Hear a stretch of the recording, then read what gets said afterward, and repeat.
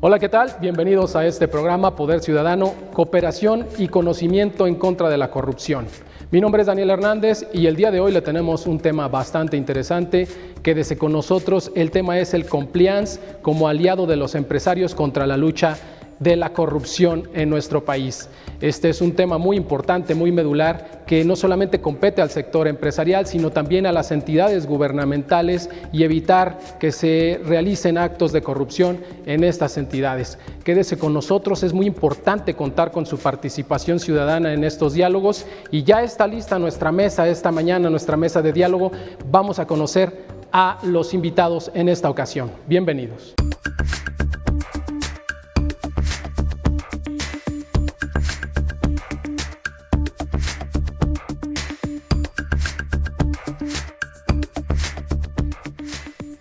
Bienvenidos al programa Poder Ciudadano, Cooperación y Conocimiento contra la Corrupción. Agradezco en esta ocasión la presencia, en primer término, las damas Jessica Janet Pérez Carrión, quien es la presidenta de la Comisión Estatal de Derechos Humanos. Muchísimas gracias por su tiempo, presidenta. Al doctor Armando Robledo Márquez, quien es especialista en materia administrativa y fiscal.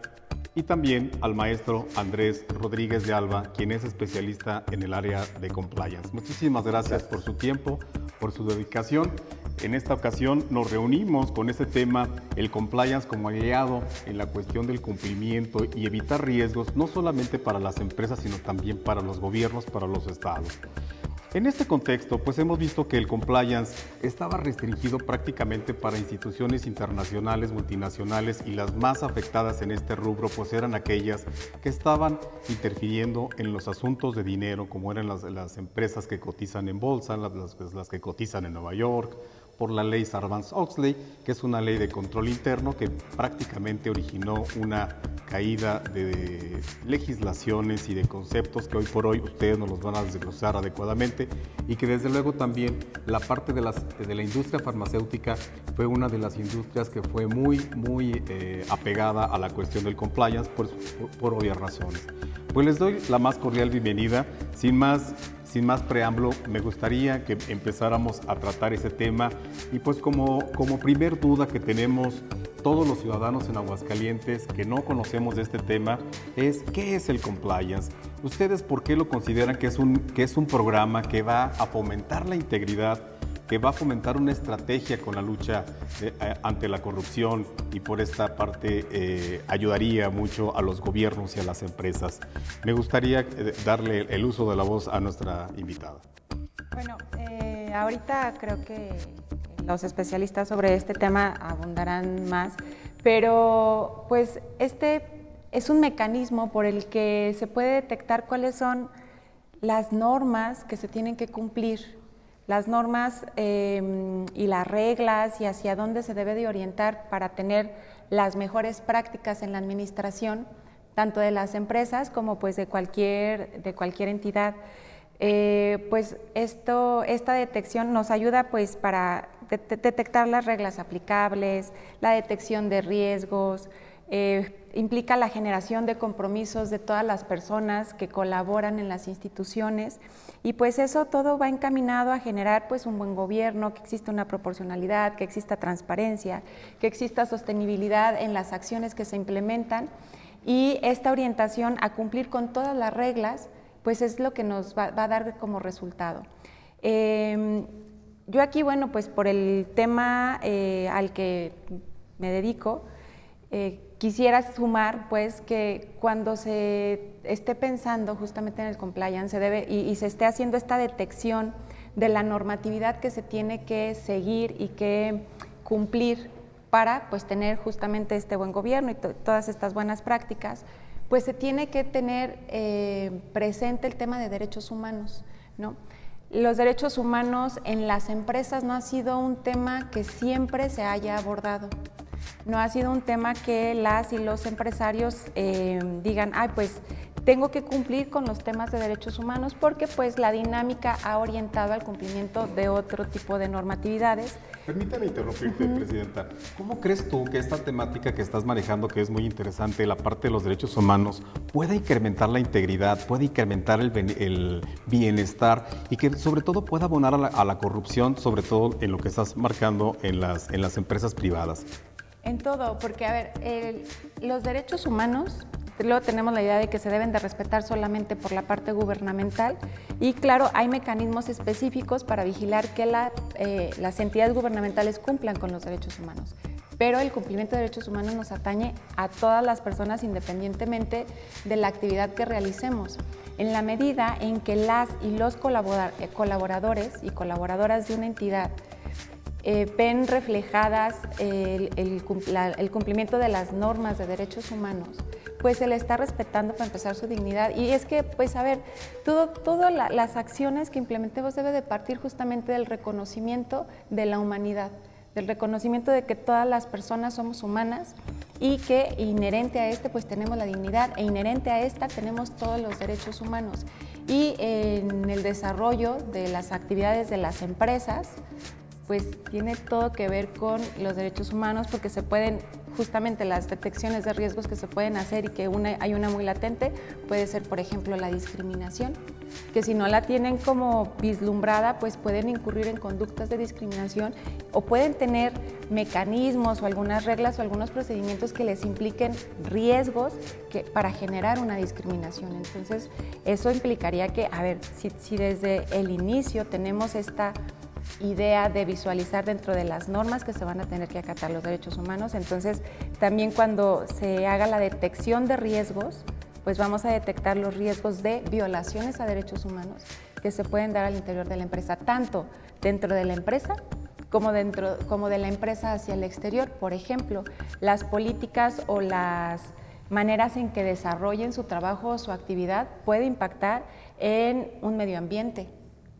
Y pues el medio ambiente pues también es parte de los derechos humanos. Entonces los derechos humanos pues están presentes, por supuesto, tanto en la organización interna como lo que puede impactar, lo que hagan las empresas y cualquier entidad hacia el exterior de las entidades.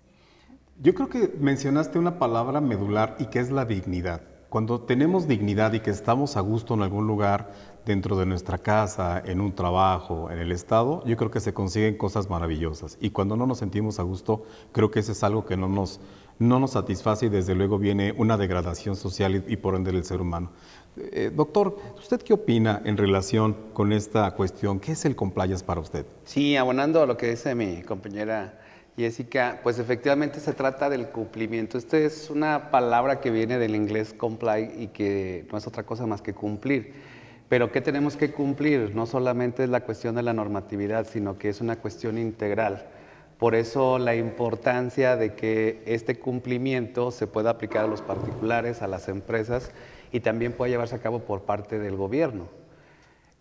Todos sabemos que las autoridades deben de cumplir con la ley y tienen que respetar los derechos de los gobernados, pero ¿cómo podemos transparentar este ejercicio para que realmente la función del Estado y la función de los particulares sea adecuada a un marco normativo?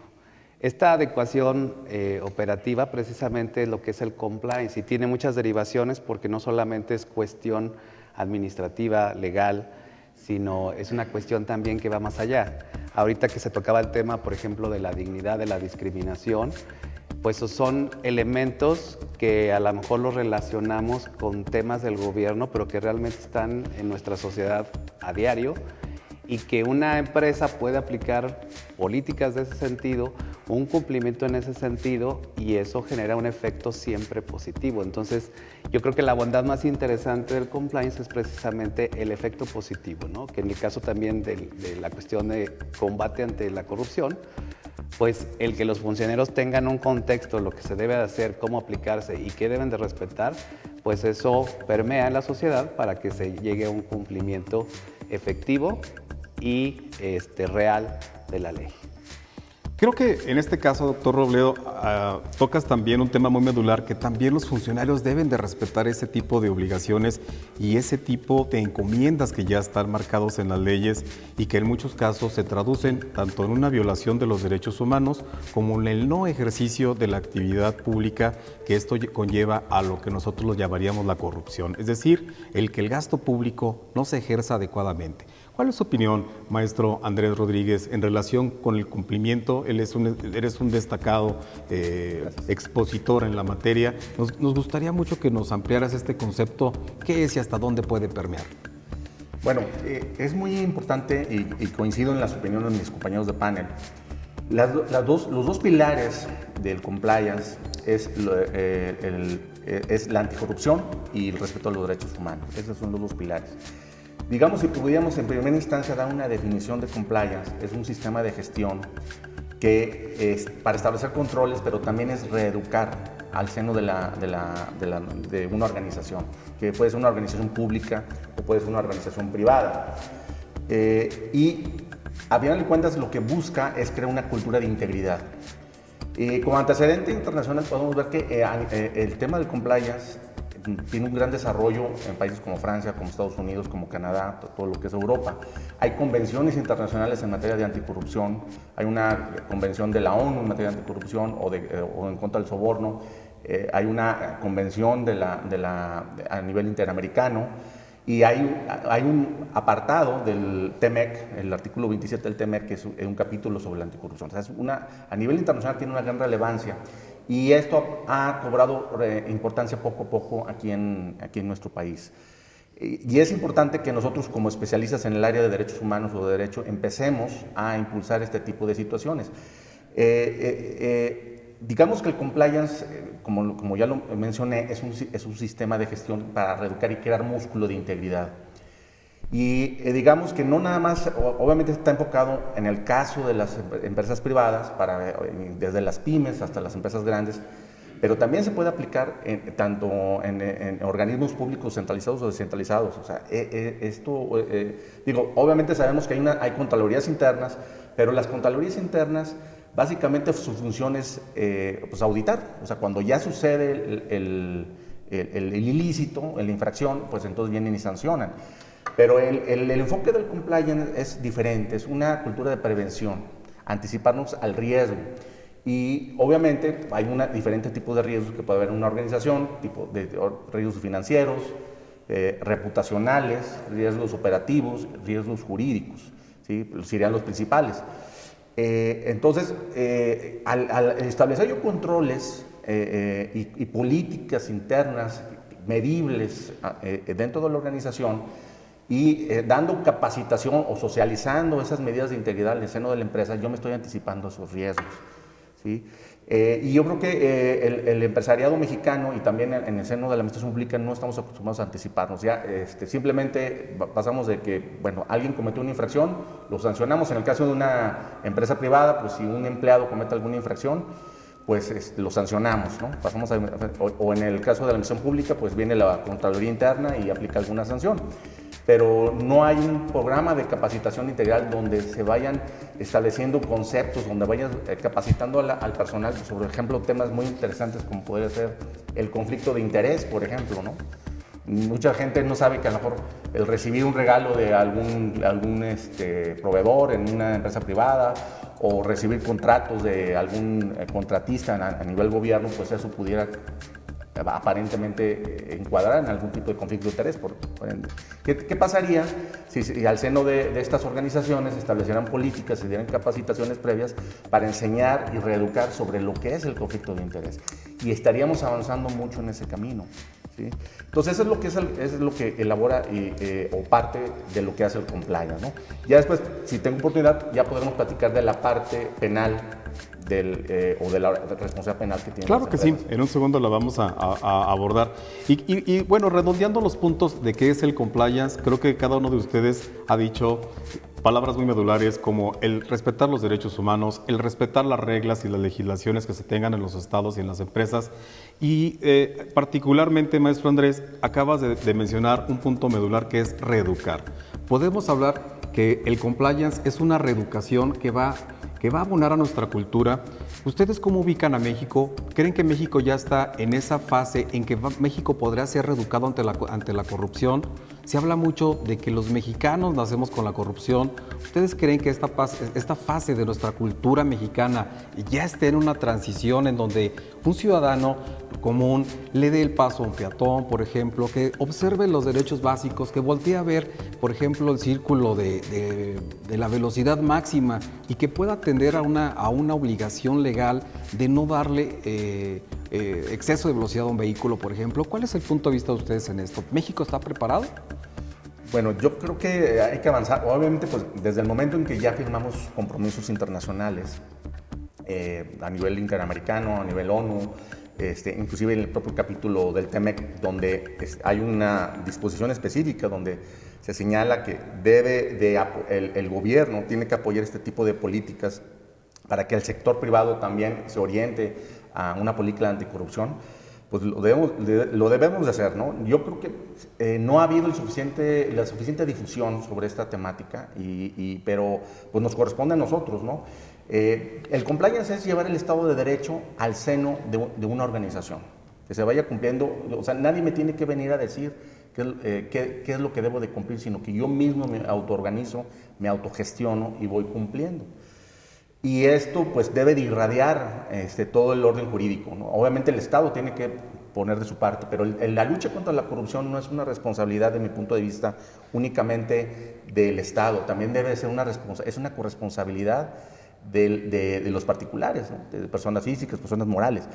Y en este sentido, el compliance pues, es un aliado para la lucha contra la corrupción, ¿no? El problema es, obviamente, que poco a poco las empresas, y yo creo que este tipo de paneles, este tipo de programas sirven para difundir y que las propias empresas vayan asumiendo el compromiso de contar con un programa de integridad, ¿no? El artículo 25 de la Ley de Responsabilidades Administrativas ya establece la posibilidad de que si tú cuentas con un programa de integridad como empresa, se te van a atenuar las responsabilidades, pero es optativo, no es obligatorio. Entonces, aquí sería que hay que hacer una labor de convencimiento para que las empresas lo empiecen a realizar.